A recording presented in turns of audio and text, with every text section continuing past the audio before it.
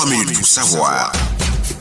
Votre programme radiophonique d'information et d'éducation à la redevabilité offert par l'UNALPHA en partenariat avec le projet FASOVEI sur le plan d'action pour la stabilisation et le développement PASD.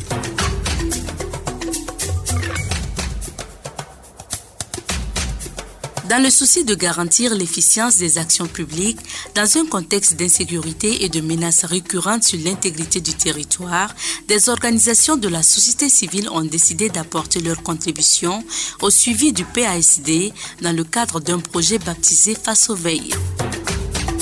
Mais qu'est-ce que le plan d'action pour la stabilisation et le développement PASD ?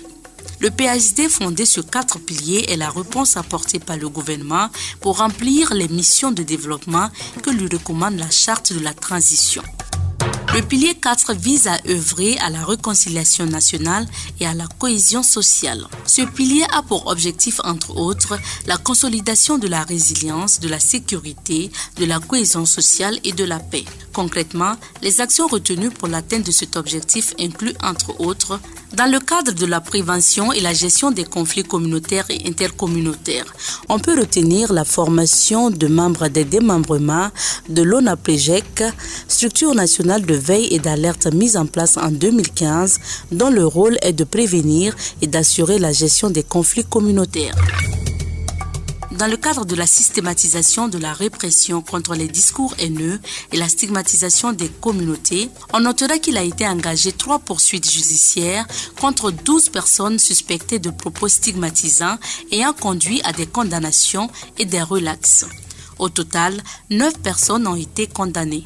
Dans le cadre de l'accélération du traitement des dossiers pendants en justice, 336 dossiers pendants en justice ont été traités sur une prévision de 240.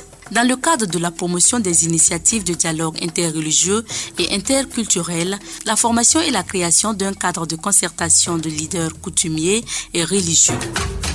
Aussi, il s'est tenu des conférences multiconfessionnelles dans 10 provinces du Burkina Faso, selon le rapport 2023 de l'Observatoire national des faits religieux, ONAFAR. Ces actions illustrent l'engagement du gouvernement burkinabé à atténuer les effets de la crise sécuritaire et à promouvoir la résilience des populations affectées.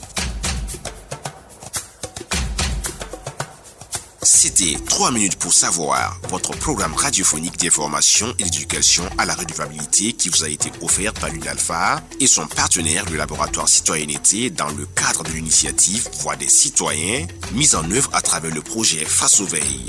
Voix des citoyens, c'est sur votre radio de proximité, votre partenaire pour une citoyenneté responsable.